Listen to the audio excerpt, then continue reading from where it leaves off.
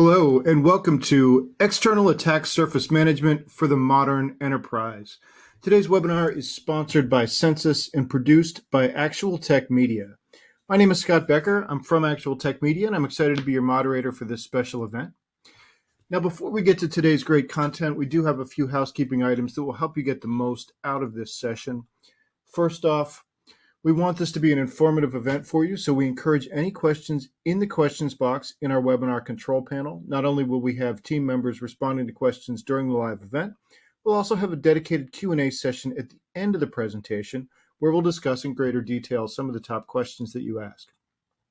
That Q&A panel is also the place to let us know about any technical issues that you might be experiencing. A browser refresh will fix most audio, video, and slide advancement issues, but if that doesn't work, just let us know in the Q&A and we'll work with you to figure things out. Second, in the handout section of your webinar control panel, you'll find that we're offering several resources. There are 3 PDFs there that I'd especially like to call your attention to. There's a cloud misconfiguration infographic from Census. There's a Census ASM enterprise case study and a Census ASM data sheet.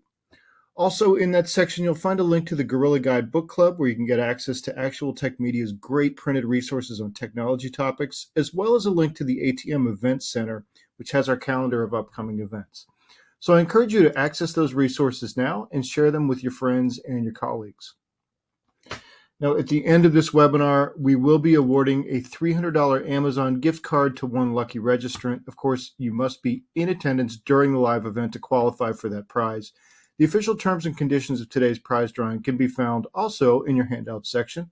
Just scroll to the bottom and you'll find the prize terms and conditions link there. Finally, one of the best benefits of this event is the opportunity to ask a question of our expert presenter. So to help encourage your questions, we have a special additional prize for you. That's another Amazon gift card, this one for $50 for the best question. At the end of the event, we'll look at all the questions that came in, pick out the very best one, and contact that prize winner. And with that, let's get to today's fantastic presentation. It's my pleasure to introduce you to our speaker today, Kaz Green, who's Product Marketing Manager at Census. So let me turn things over to Kaz. All right. Thank you for joining today. I know everyone has a pretty busy schedule this time of year, so I appreciate you taking the time to sit through this webinar. Hopefully we have some good stuff for you, but let's just jump into it. So my name is Kaz. I am on the product marketing team here at Census, and today I want to give you a rundown on what is attack surface management, and most importantly, how does it fit into this modern world? How does it apply to the modern enterprise? So a really quick agenda. I'm not going to take too long speaking too much. I know that everyone wants to see the demo, but what you can expect, I'll just run through quickly who is Census, do a very quick introduction on who we are and what we do, and then jump into some of the challenges that we see today, right? We're doing a lot of good things as an organization, and a lot of you are doing some similar stuff as well, but we are in a new place, right, where just the everyday operations can create some issues for us as security professionals. So we'll talk about that, and then we'll jump into the demo, and then we'll wrap up with some questions, and then ultimately, how can you get involved with Census? How can you start this journey of attack surface management being a part of your security program?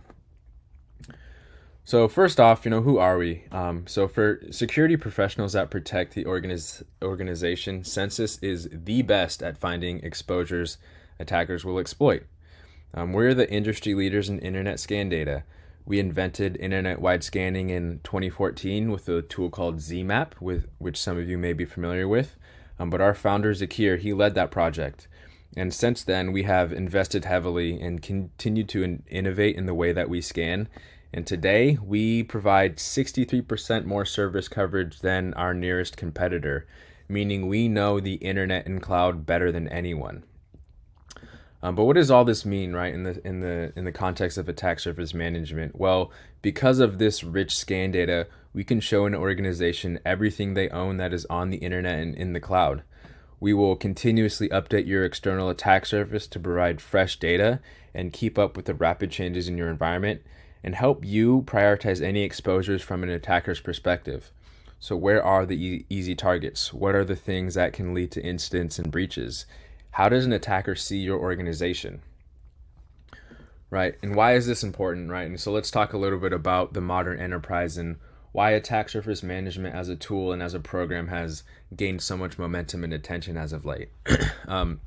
Here are a couple of statistics that I think are super important and really capture the challenges that a modern enterprise is dealing with today, right? So first and foremost, everyone's moving fast and everyone's growing rapidly, right? I'm sure people have seen expansions within their organization size. Personally, at Census, we've been growing crazy. And a lot of that is just because we're moving faster as a society, right? We want more products, we want more projects, we want more innovation. And the kind of side effect of that is what we've seen, our Census customers, their attack surfaces are growing at a 1.5 to 2.6x rate year over year, meaning they nearly double or triple year over year, right? So if you think about that, think of everything that you believe to be within your attack surface, everything that you believe to own that's on the internet today. Go ahead and double that next year and keep on doubling that as we go into the future. That's the rate that we're working at, right? And a lot of times teams are already behind the 8 ball and just trying to understand, what do I even own? What are the things that I need to be looking at? And so you can see, with this kind of rapid rate of growth, that problem is just going to get bigger and bigger and bigger. But that's just a consequence, again, of how companies are functioning today. And so the next one is, with that rapid growth and with this moving fast mentality, teams have become very disparate. Different tools, different processes, different business units that may operate independently, subsidiaries that you have limited visibility into. Another statistic that I want to share, and this came from the State of the Internet report that we're actually be publishing here in the next couple of weeks. I think it's a pretty cool report, just basically leveraging all the data, all the information that we know about the internet and trying to pull out some cool insights. But one of the ones that we discovered was the average company has 44 different domain registrars and has infrastructure in 17 different hosting providers. That is shocking to me, at least, because every time I talk to a prospect, talk to a customer, they're pretty adamant that we are using maybe a handful of hosting providers, and in the cloud we have just AWS, just Azure, just GCP. But this is showing you right here, the data is showing you that is not the case, right? 17 different hosting providers. That's a mix of on-prem, shared web hosting, CDN providers, and then obviously the cloud. So it does cover quite a bit, but that's still a lot to be concerned with on a day-to-day basis. And then the domain registrars, to me, what that means is the processes that we put in place, the good security practices that we want to exhibit, folks are finding ways around them, right? They're going outside of our preferred registrar. So now we don't have that clean signal from them of these are all the domains that we have. And that's just how the attack surfaces grow. That's how the shadow IT, shadow cloud starts to creep into your environment. And then lastly, everyone is cloud enabled, right? Even the financial services industry, who has been, historically very closed off, very security focused, and very kind of risk averse in that sense. Now they're exploding into the cloud as well, right? So everyone is enabling the abundance of services, the ease of use, the low barrier to entry. But what that's doing is obviously introducing a lot of potential for error, right? And so another thing that we've observed amongst our customer base is 65% of all the critical and high risks that we see, those are found in the cloud, right? And the majority of those are actually misconfigurations. So it's not necessarily software vulnerabilities and CVEs. Yes, that is part of the mix, but a lot of it is things like we have a developer spin up a service that created a storage object on their behalf. They didn't realize it. It's accidentally configured to be exposed to the public, and now anyone can look inside that bucket. Things like this where, again, teams are growing, teams are moving fast, there's disparate tools, processes, whatever it may be. And then on top of that, the cloud, not everyone is up to date on every single service that is available in the cloud, but they are available to everybody, right? So there's a little bit of a knowledge gap there as well, a little bit of a skills gap there as well. So all of these things kind of cobbled together. I would venture to guess that just about every single one of you on this call can resonate with one or if not all of these points. And so this is just kind of the state of business that we're in today, right? And this is exactly why attack surface management as a tool and as a program is so important and should be top of mind, because it is a tool that is designed to help you get ahead of this. It is a tool to help you understand, what do I own, help me drive compliance across departments, and then ultimately help you understand the exposures from the attacker's perspective, what is actually going to lead to an incident or a breach, and then how can I mitigate or remediate that effectively. So, like I said, like I promised, not a lot of talking. I'm going to jump right into the demo. I know everyone wants to see that, so give me a second and I will get switched over to our sandbox environment.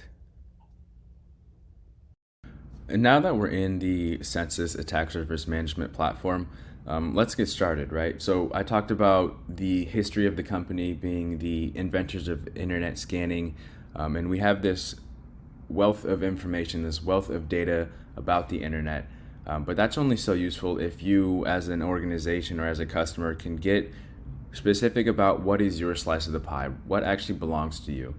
And we also talked about how the modern organization, the modern enterprise is so disparate now, right? There are so many different business units, subsidiaries that are acting independently. Maybe you've gone through a merger or acquisition recently. So it's very hard just to even understand what belongs to me in the first place. And Censys does a very good job of automating that process for you. So you're able to get the full coverage, get the full understanding of everything that should be in your security program's purview. So what that looks like is, if we come down here, we will go through what we call our automated onboarding process.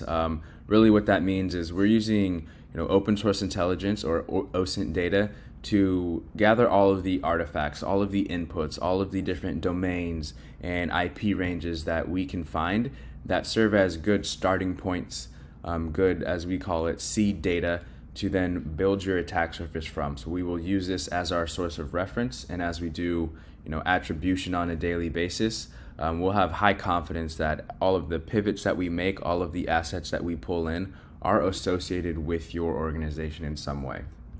So in this case, let's use Kellogg's as an example.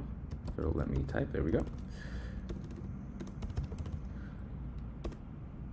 You can use Kellogg's as an example. Fairly popular company that people usually know about. But what we're going to do here is we're actually going to leverage their Crunchbase page. So this is where some of the automation comes in, where we can use different sources of information. But what Crunchbase is going to allow us to do is, if we click next, is now we are in the review subsidiary step, right? So we've looked at their Crunchbase page, said, okay, Kellogg's, your organization looks like this, but on top of that, here are all of the different companies that maybe you have purchased over the years. So you can see quite a few that may look familiar to you. But what also happens in this process is, let's say, for example, Kellogg's bought Keebler Foods. And somewhere along the way, Keebler Foods also bought Little Brownie Bakers. In a typical situation, this may be something that you had no idea about. So you go through this acquisition of Keebler Foods, you think you're inheriting, some type of infrastructure, but there's a whole underlying company, subsidiary, business unit that you had no idea about. This is a really typical situation that we see some of our customers get themselves into. So the idea here is you suss that out from the get-go, so you can make the call of, yes, this is something we do need. You'll always be able to link back to the page and understand exactly how this ties in. Or on the other end of the spectrum, maybe Murray Biscuit Company, they did get bought by Keebler Foods or Kellogg's in the past, but they are no longer part of this organization. So you'll have the ability to pull that information out as well. And that kind of self-service option, that manipulation or that control of the data, is a theme that you'll see throughout the Censys platform. And because at the end of the day, you, the customer, know your organization better than any vendor ever will, regardless of what they tell you. So you'll have the ability to manipulate, curate all of the data at any given time, right?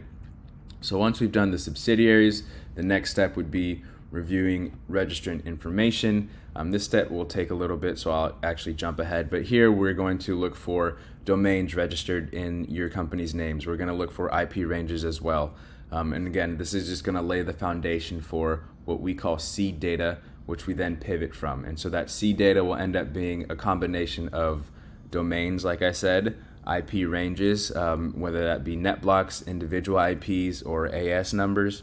And then things like email. So if we're finding emails on domains or IP ranges, we can track those down as well. And so those will all be collected again as seed data.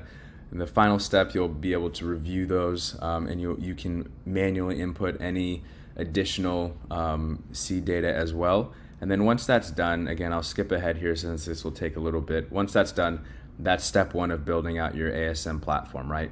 So that seed data, if we go back to the dashboard, and we're not actually using the Kellogg's data anymore. This is now just sandbox environment that we have. But that seed data, again, serves as a starting point. So from that, on a daily basis, Censys, we are the only ASM platform that can offer this, but we will do a daily attribution. We will rebuild your attack surface from scratch every single day. And so what that looks like is as we collect all of your externally facing IPs, domains, subdomains, storage objects, specifically AWS, S3 buckets, and Azure Blob Storage, certificates, any certificates that we see, and then all software that we're able to detect. All these data types, if you will, these will be updated on a daily basis. And this is how we view your attack surface, being comprised of these 6 different data types, as well as all open ports and services running on those ports. So we could say 8 different data types. But this will be updated every single day, right? And the reason that is so vital is we talked about it. Modern enterprises, we are moving faster than ever. We spin things up, we build things, we tear things down, we try new ideas, we build new products faster than we've ever done it. We need to, as a security organization, as a security industry as a whole, we need to be able to keep up with that pace, right? Because at the end of the day, if we aren't able to protect our organization, it's going to be very, very hard for us to grow. And so the daily attribution piece is we will go back to that seed data that we collected and say, all right, what have we found that is new? What have we found that is no longer relevant to your attack surface? That's just as important because you don't want to be chasing down false positives. You don't want to be spending time on issues that no longer exist, right? So the daily attribution piece is going to be very, very huge.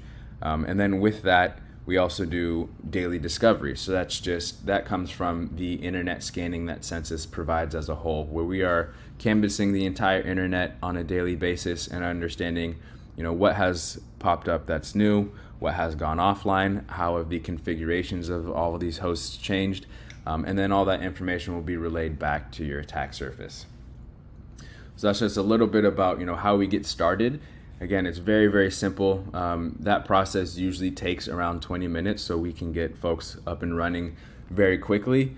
And one of the great things about this is the approach that we take to every single aspect of building your attack surface. Obviously, you have the ability for manual intervention, but the overall process really mitigates false positives. So we see customers go from an evaluation period with us straight into rolling this into production. So the time to value is pretty quick there as well. But let's get into a couple different workflows, a couple different scenarios that we see, especially ones that are really relevant today. So the first one is as we look through the dashboard. So I talked about the different asset types.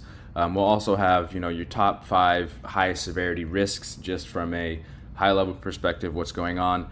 And then geolocation data as well. So if you are a company that is based out of, let's say, the southeast region of the United States, you probably wouldn't expect things to be showing up in the Netherlands or Canada. Maybe you would, but most likely not. So this is just to help you kind of quickly detect anomalies.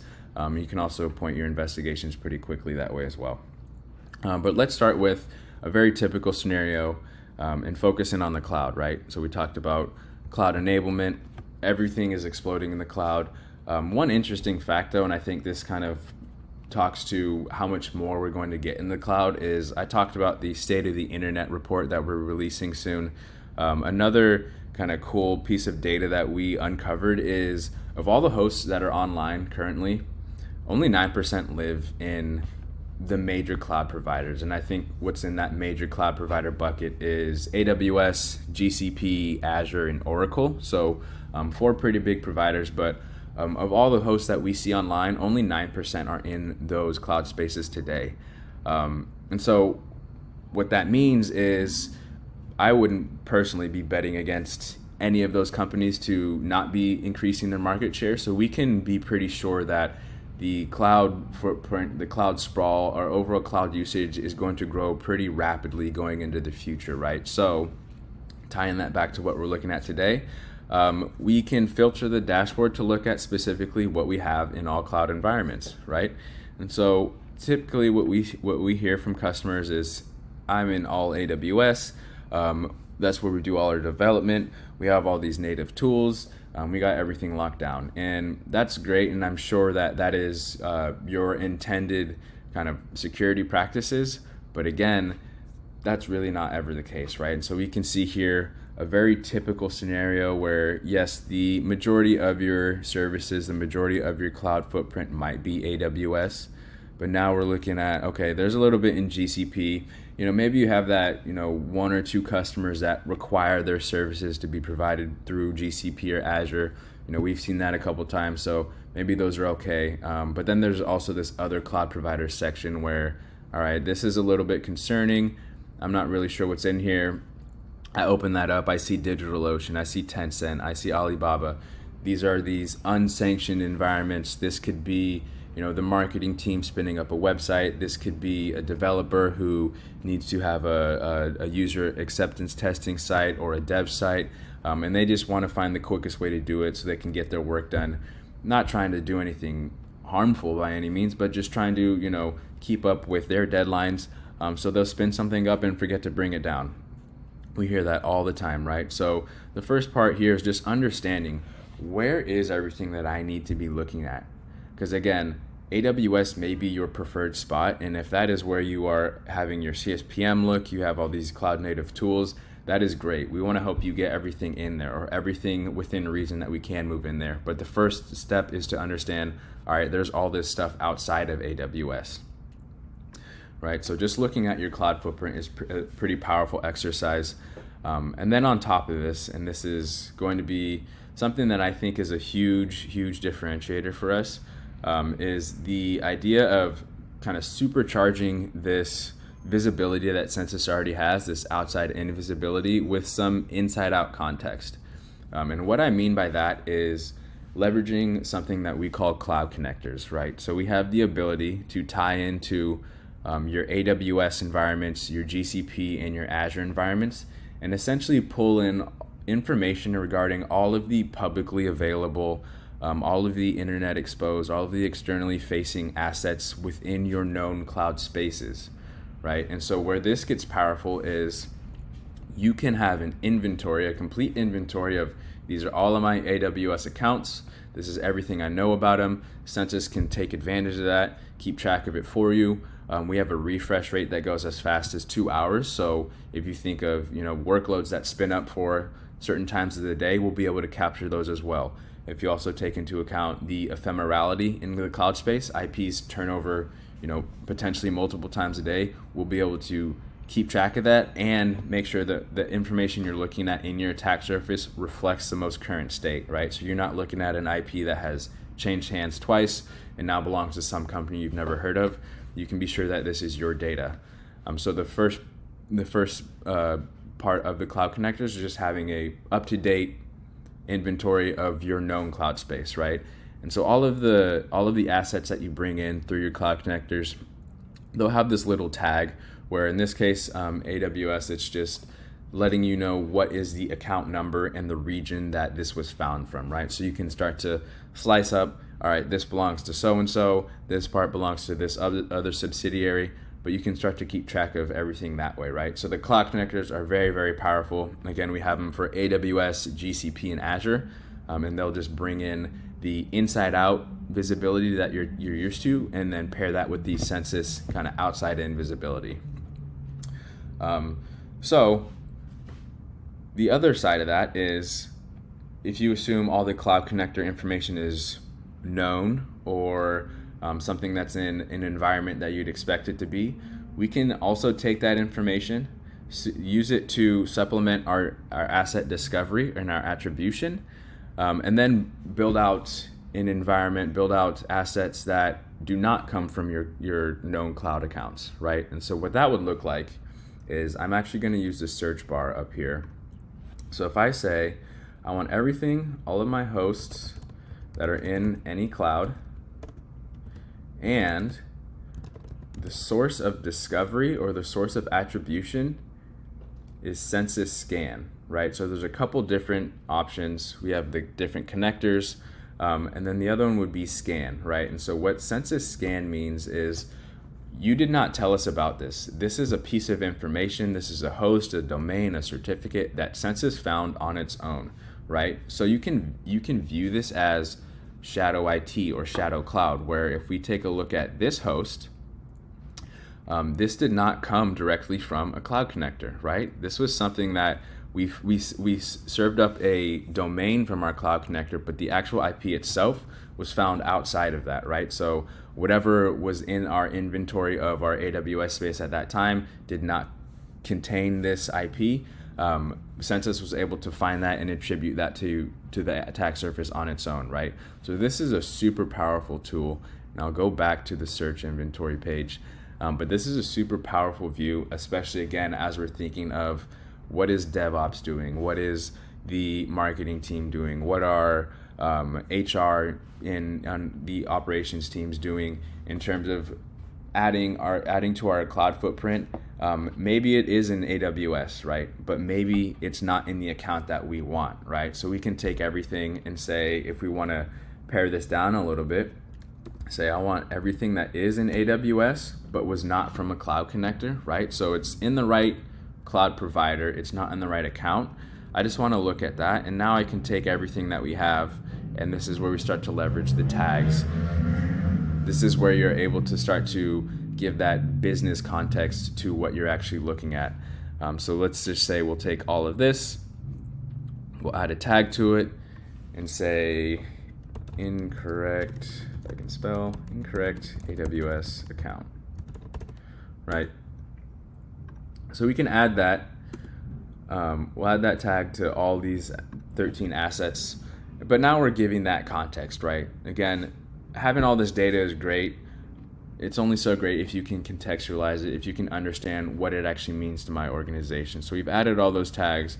And so now the next time someone logs in, the next time we send a report out, or if we want to just use one of the integrations that Census has and send this right over to another tool, we'll be able to have that additional context of, hey, this is something we know about, but it's in the wrong account, so let's address that. The other option in terms of cloud sprawl, kind of the cloud enablement piece and how this could be potentially creating gaps in your security, is just the kind of traditional non-sanctioned cloud environment version of shadow cloud, right? So if I did, again, I want everything that's in the cloud, but I want anything that is not, and we'll just say, AWS is the one environment that we think we're in. So anything that is not in AWS. And we were able to see this a little bit with the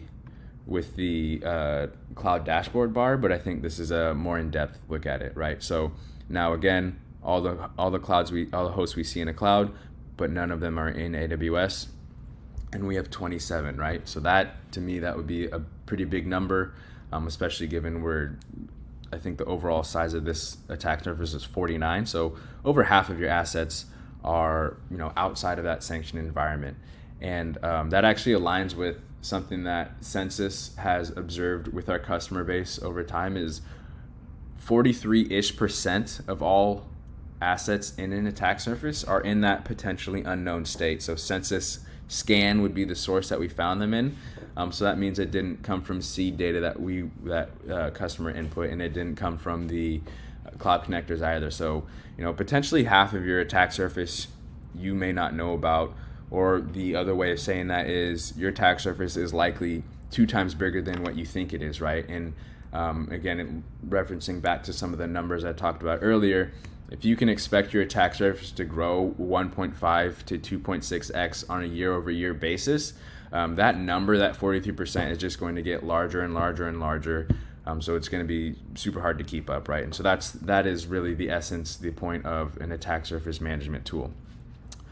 So we talked about the shadow IT, shadow cloud version of right cloud provider, not right account. This would be kind of the worst of that scenario where it's wrong cloud provider completely, so it's definitely not in your right account.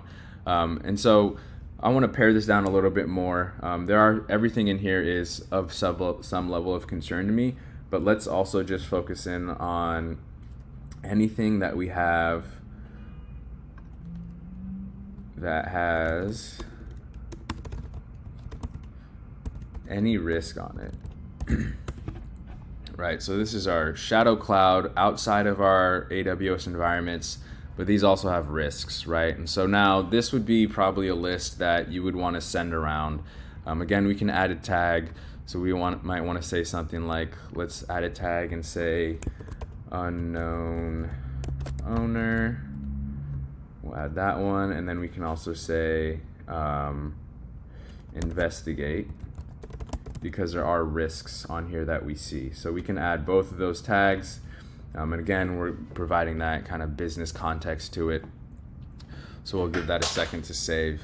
But now we're starting to slice up the attack surface, right? We're starting to get at some of these very pointed problems, but problems that are a consequence of the way that we're doing business and growing, right? So it's not necessarily something that is going to be easy to all out prevent, but we can help you get ahead of it. We can help you be proactive in managing, especially cloud adoption, cloud migration projects, right?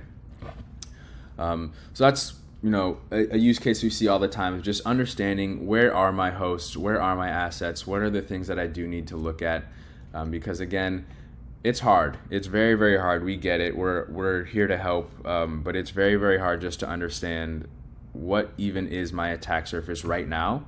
And once you do that, then it changes, right? And so you have to be able to keep up with that really quick pace. Okay, another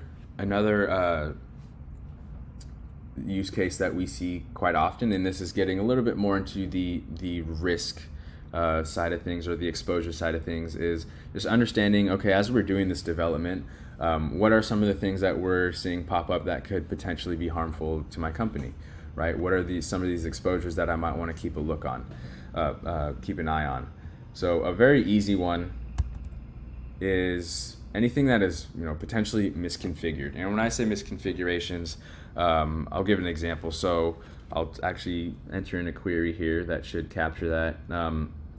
So what I want to look for here, what this query is saying is, I want to see all my hosts that are running HTTP, right? So just a standard connection, but that service is not on any of the standard HTTP ports, right? So port 80, we're going to throw in port 443 as well. I want to find anything that falls into that bucket. So the reason that this is going to be an important thing to look for is a couple things. One, this could be a very clear sign of maybe someone is not super well versed in Amazon, in DigitalOcean, in some of these different cloud providers, and how to spin up services correctly.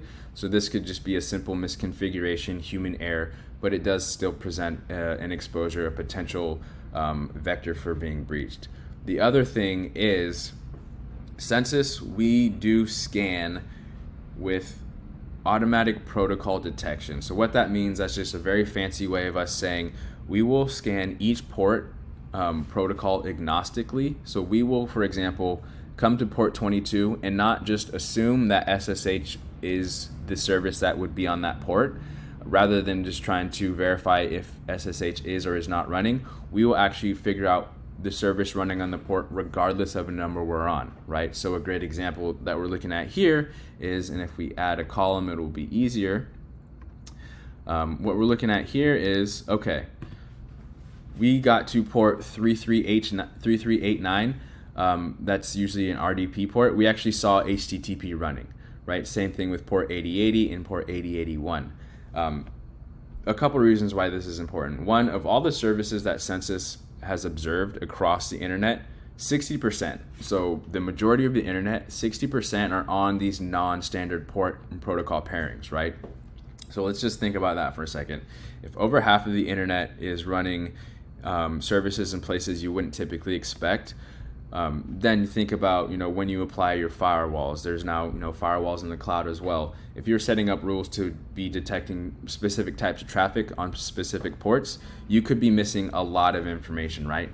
Same thing goes for, as you're doing different scans. If you're only expecting a service to be on a particular port, you could be missing a lot of information, right? So that's super, super important as well. And then within that, I think this is really the more important piece is SSH and RDP, two very popular services, two services that could have a high potential for creating issues or being, attack vectors. 25% of SSH and 15% of RDP services are on non-standard ports. That's another thing that we found as we were building out this State of the Internet report. RDP in particular is one of the most commonly used services to, especially in ransomware, to take hold of different sections of your infrastructure. So again, you want to make sure you have a tool that is able to canvass the internet very quickly, but also in a way that will mirror how adversarial folks, bad actors, are going to be looking at your environment. How are they going to be looking for these things that are enticing to them, right? So this is a really good query to have, just trying to understand what could be potentially misconfigured. So again, now we can say, all right, we're going to re-add that investigate tag, just because I think this is something we do want to look at. And so I think we're squared away there. Misconfigurations, usually it's not people trying to do anything bad. Sometimes it's folks just trying to spin stuff up really quickly. Maybe they're not super up to date on all the different services that come out, because cloud providers create a new service every single day. So again, this is just something that could be expected. It's just a reality of the space that we're working in right now. But this is a great way to help you protect your organization from things like this. Another one that we see pretty often is on the certificate side of the house, right? So again, spinning things up quickly. I need to get this done. Maybe I don't really have time to go through all of the suggested security policies and procedures. And so one of the things that I kind of skirt the corner on is I'm going to just use a self-signed certificate, right? And so obviously, self-signed certificates can present a host of issues, especially if you're, a organization where the trustedness of your website is pretty important. I'm thinking of retail customer or retail organizations and things like that. You're going to want to make sure your certificate hygiene is pretty up to date as well. And this is usually something that can either be pushed to the back burner. Maybe it falls in between a gap in between your different security teams, so it's not any one person's particular concern. Or maybe it's just something that's handled in a spreadsheet or whatever it is. Certificates we do see as a space where there are less eyes on it. Not to say it's less important, but I think it does pose a different level of exposure. But nonetheless, it is something that you do want to be able to take care of. So here we have a query where we're just looking at all of the hosts, regardless of the IP number, and anything that has a self-signed certificate, right? And so I think this is also a query that is really showing off the power of the Censys data and the breadth of the data that we're collecting. Being able to understand this query, run it across all the different assets in your attack surface, and then get that information back. Usually this would take forever, right? I can't even imagine all the steps that you would typically have to go through. But Censys, again, we know the internet better than anyone. We've been doing this. We've been collecting this data. We have the largest certificate repository. So we can serve all of this up and make it actionable, right? The data itself is great, but the action that is attached to that data, understanding, all right, how do I take this and then improve my security practices, improve my security posture? That's really what's important here. So again, another really great query to use. Just kind of showing off exactly how we can combat some of these modern enterprise issues. And then the last workflow that I want to show off is specifically talking about risks or exposures, right? So we talked a little bit about what is my footprint? What does my footprint look like? What are some, misconfigurations that I can get ahead of as we spin different things up in the cloud? But now I want to just focus on, what could potentially get me breached right now? What are some of the biggest issues, the biggest exposures that Censys is able to see? So like our asset discovery, like our asset attribution, our risks, our risk engine, our risk framework will run on a daily basis as well. So as we are updating the configuration of all of the different assets within your attack surface, we'll also reference them against 300 plus different unique risk types, and then update what that looks like as well, right? So just really quickly, everything comes with an out-of-the-box severity level. It can be critical, high, medium, or low. And that's really just to help you understand this can pose a bigger threat versus not, to help you prioritize, right? Another cool thing is you can view these based on what is newest or what is oldest. So, depending on how you want to attack this, maybe you do want to focus on the newest ones first. I personally would probably focus on the older ones since they've been out longer. There's, a higher potential for them actually being popped. But either way, very easy to start to prioritize whatever fits your security practice, whatever fits your security program. But if we want to get very specific, right, again, having 55 total risks is good, but could be overwhelming. So if I want to focus particularly on an issue, let's say information leakage, we can do that as well by navigating on the sidebar. So if I click in here, what we'll see is exposed storage buckets, right? So this could fit into a couple different categories, misconfigurations being one and information leakage being the other. But what exposed storage buckets, this is something that everyone should be thinking about, because the storage object has now become the kind of de facto catch-all within the cloud to just have any information living within it, right? It can be, super sensitive and critical customer data, or it can be, empty or have images for your website or just sandbox data. But either way, these are now so abundant. A lot of cloud services will spin these up on your behalf, so you may not even know that they exist, but they do pose very enticing targets for breaches to take place, right? So we'll help you get ahead of that. Every single risk will also come with some information. So again, the disparate nature of teams. Maybe you are not the person that's actually responsible for this bucket.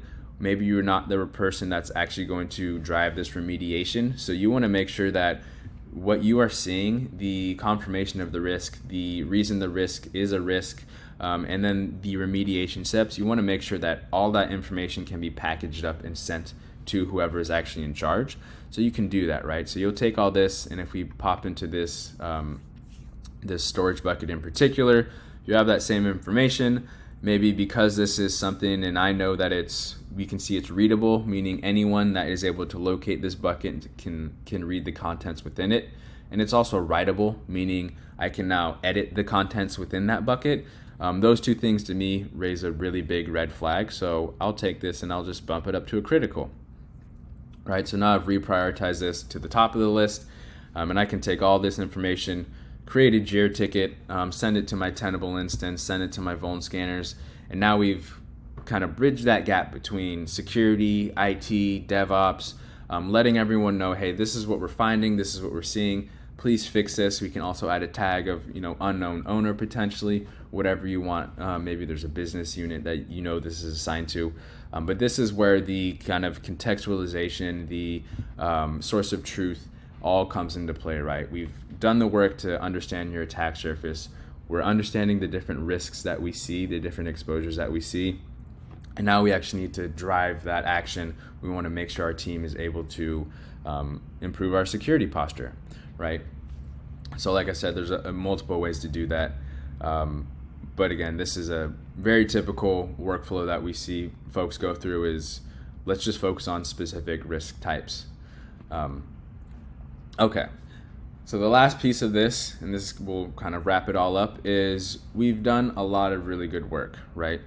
We've closed some risks. We've shifted our cloud footprint to be getting a lot of stuff back into AWS. We've maybe trained up some organizations on the proper way to deploy services. Maybe we've improved our certificate hygiene as well. We want to be able to show all that off so we can capture that in our reporting, right? And so these reports are designed to be sent upwards, right? So let your boss's boss, the CISO, the board of directors, let them know all the great stuff you're doing. Let them understand, what your security posture looks like today. What is the result of all of your good security practices? But then also help bridge that gap laterally, if you will, right? Again, IT, they'll need to know what are some of the important metrics that we're tracking on. The dev team, the DevOps team, they'll want to know that as well. So this will just allow you to kind of speak one consistent language across the board, but also capture some very important metrics, right? So very quickly, it's broken up into 3 different sections. Attack surface risk is going to be the first one. So this is all about all the different risks that we see over time. So you can see, we've done better at sometimes.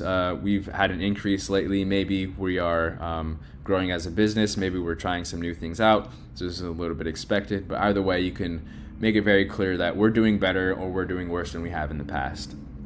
Those will be broken down into the different severities as well. And then we'll tie in things like self-signed, expired certs, certificates with weak encryption, which we didn't cover, but that's another risk as well. So the next section will be attack surface size. So this is all about how much do I own? How big is my footprint? How big is my attack surface? In this case, we've been pretty steady, but maybe you did just acquire somebody, so you expect a large jump, or maybe you just sold something off, so you would expect a pretty big dip. So you can use this to also reference what is the security posture in relation to how my business is operating today. Does it make sense? Are they giving us competing signals? And that we can just use that to kind of drive initiatives, drive budget potentially, figure out where we need to focus to get ourselves back to baseline. And then the last section will be attack surface composition. But the best way to think about this is like baselining, right? So domain registrars are a great thing to look at, and I talked about this again in the slide deck. But 17 hosting providers on average and 44 domain registrars on average for the average organization, right? 44 domain registrars. That's insane. That's a lot.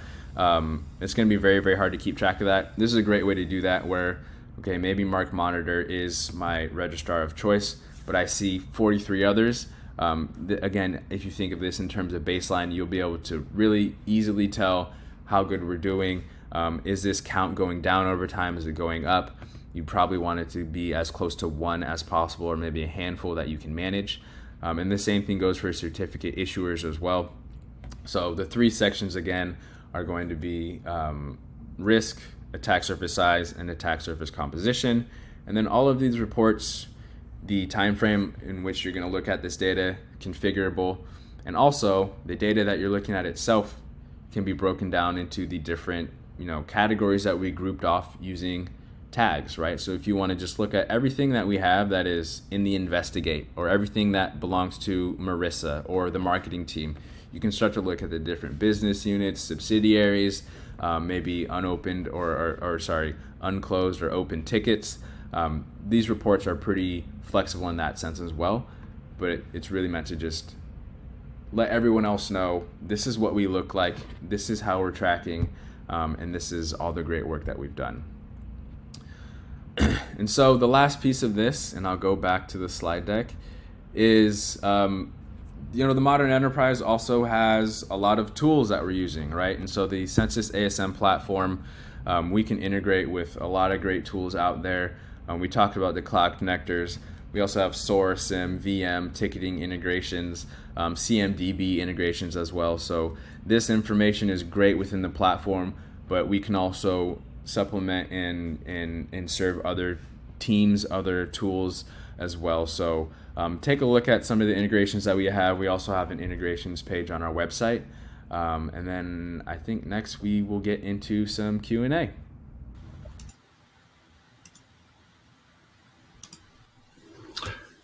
All right, Kaz, great demos. I really like that closing of the loop where you found the GCP storage bucket being publicly readable and writable and provided the option to create a JIRA ticket right from the census result. Are you ready for some questions? Yeah, let's do it. Okay. First one here comes from Peter, who's asking how intrusive or resource consuming is the scanning that Census performs? Good question, Peter. So, short answer is not at all, right? So, Census as a company, like I mentioned, our history is within internet scanning. So, we're kind of doing this internet canvassing already. So that goes to say that when you have an ASM account as well, that's not going to trigger any additional scans, unless, of course, you trigger that yourself with the on-demand click to rescan functionality. So they're very lightweight in that sense. Everything is, from an external perspective. Peter, I think I sent you a message where we collect layer 4 and layer 7 data. So no exploit code, very resource non-intensive, I guess. So dissimilar from a vuln scanner in that sense. But short answer is it really should not make that much of a difference on your environment. And all these scans are kind of going on just in the background. Okay, fantastic. Edgar has a sort of related question. Which ports and protocols does Census scan and how frequently? Yeah, so we get this question quite a bit too. So for Census, we scan over 3,500 ports. I'm not sure the exact number, but it's over 3,500. And then on those ports, we're looking for 121 different protocols, I believe. And like I said in the demo, that's in a port agnostic way, right? So on every single one of those ports, we're checking for all of those different protocols, regardless of the port number. So that's kind of the high level of it. Getting to a little bit deeper level, we hit the top 137 ports, I want to say, on a daily basis, and then that includes the most popular 1,400 plus ports in the major cloud providers as well. So we are touching every single host very frequently, and in the cloud, we actually go as fast as twice a day. Okay, all right, great. Next question comes from Matt, and he's asking how can a partnership with AWS and your solution help to change the prevailing trend in government educational IT from a reactive mindset of responding to incidents to a proactive mindset where you're trying to prevent incidents? Phenomenal question, and I think if that is a prevailing kind of trend in education and government, I think everyone, regardless of the industry, should have this mindset of as well of how do we go from defensive to offensive.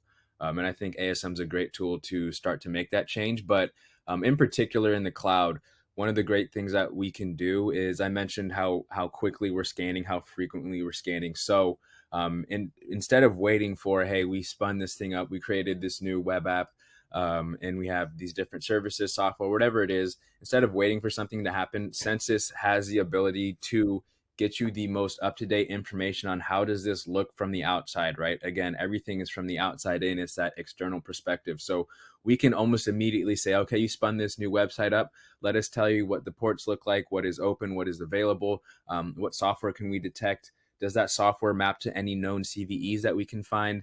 And then obviously the storage bucket example is a great example as well. So I think it's really just the speed, the frequency at which an ASM tool is designed to go. That's not something a lot of folks are used to, right? You talk about vuln scanners where they're very cumbersome. They're very intensive on your resources, to go back to Peter's question. So sometimes it takes a while to get that full in-depth scan. ASM products go a lot faster, especially Census. We go a lot faster, get you the information of this is what someone on the outside would see. So this is a great way to start prioritizing that. But yeah, I think it's really just the speed and the frequency that we can get you that information back. Okay. All right, great. Hey, another question from Matt who says we use both AWS and Azure, and they already provide a lot of security and performance tuning features. How can your solution add more value, which we can't get from AWS and Azure? Great question. Okay. So there's a couple things that I think that we can touch on. First of all, the idea of everything that you have across all of your different AWS and Azure accounts and subscriptions, you can have that in one single pane of glass, if you will, right? One single view.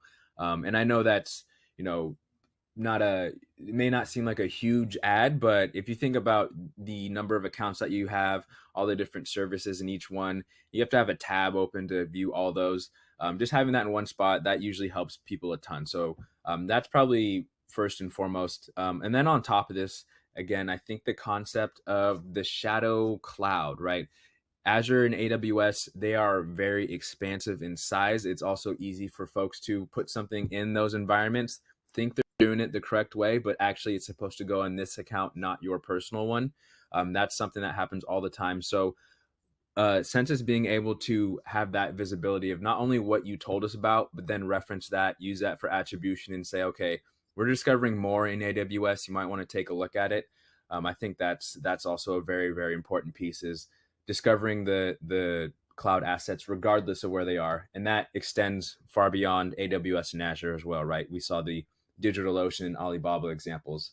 Um, and then the last thing, and this kind of ties into both, is the fact that we are doing the external scans, the external visibility. What is an attacker seeing? So a lot of times the cloud native tools, they're really, really great. Don't get me wrong, but sometimes we've heard, from a Wiz or an Orca, for example, tons and tons of alerts. We can't prioritize. We don't understand which are the most important. And a lot of the alerts may not be on assets that are accessible from the internet. So maybe those just inherently are a lower priority. So anything Census will find obviously will be on the internet. So that could help you prioritize things a little bit quicker. And a great customer example from this actually is someone that's very ingrained in Azure, has a lot of infrastructure in there. They told us that Census was able to save their team, what was it, 45 hours per month. So almost, or I guess, over a full week of work per month, just from them having to query all their Azure accounts, understand their IPs, and then go kick off manual scans to get the same visibility, the same information that Census is providing. So I think that's a pretty powerful story. So there's time savings, there's really just kind of usability and convenience. And then also the shadow cloud, being able to have eyes everywhere aspect as well. Gotcha. Yeah, I really like that shadow cloud concept. You hear about shadow IT, but just the public clouds themselves create the issue there. Um, Another question here: do your customers usually replace other tools with Census?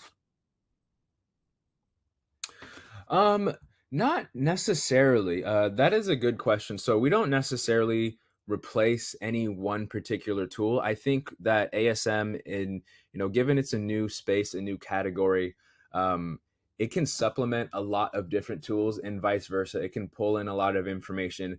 Cloud connectors are a great example where we can pull in information from other tools and then just help paint an even better picture of what your attack surface is. So we've never seen anyone say, "Hey, we're just going to straight up not use our vuln scanner or our risk rating tools." We hear those comparisons quite a bit as well. We've never seen a case where someone's just going to straight up replace those because they serve slightly different use cases. But ASM as a whole really is that. What does that external attack surface look like? And then can we make sure we're staying up to date with that, just from even an inventory perspective? So it's not really a replace scenario. It's more of a kind of better together story, if you will. Okay, fantastic. Hey, what does Census do to help with 0 days? Aha, 0 days. Yeah, so we do quite a bit. I didn't touch on this in the demo, unfortunately. I wish I did now, but so 0 days are tricky, right? It's hard to be, well, it's almost impossible to be ahead of the eight ball in that sense. But what we do is we have a team. It's part of our research team, so it's the same team that's creating the State of the Internet report. But they are solely dedicated on when a vulnerability is disclosed. They will go out, use our census data, understand first and foremost, how is this impacting the internet as a whole, everyone that's within the security community as a whole, and then tune that down to specifically our attack surface management customers. So they have I think or a goal response time of within 24 hours of disclosure. They will try and have unique risks within the ASM platform, and that's just going to save your team a ton of time. I'm sure. I mean, Log4j just happened, and I'm not trying to, stir up any bad memories, but I heard a lot of stories of folks spending weeks on end just trying to understand where are all the places that we have Log4j running. and then trying to assess, are we vulnerable? Census will do that for you very quickly. So you can have a really complete inventory of, these are all the things that we can see that are tied into this log4j or whatever the 0 day is. So that rapid response piece is another really big differentiator for us. I think it's a really cool service, free of charge. It's just something that we do just for kind of like the greater good of the community. But yeah, that's how we help out there. Awesome. That's very cool. The last question then, we're about up on time, but, just, reading off of this slide here, how can people get started with Census? Yeah, so a couple things. The first, again, the State of the Internet report, pre-order or sign up for a pre-order of your copy. It's going to be really, really cool. It has a lot of great information in there, a lot of things you can use to help inform your security programs. And everyone that enters for a pre-order will also be entered to win 6 months free of our Census Pro Data license. So for those of you that are familiar with Census Search, you'll get bumped up in queries. You'll get a little bit more access, and that's completely free of charge for 6 months. So go in there, you got nothing to lose, and it's a really great report. And then outside of that, if you're ready to talk, if you're ready to understand what your attack surface looks like, request a demo. We have a very friendly sales team, believe it or not, and they love to have these conversations. So reach out to us, and we can see how we can help you out. Okay. Well, Kaz, this has been a great presentation, great demo, great Q&A. Really wish we had more time to get to everything here, but thank you so much for coming on and bringing us up to speed on Census. Yeah, thanks for having me.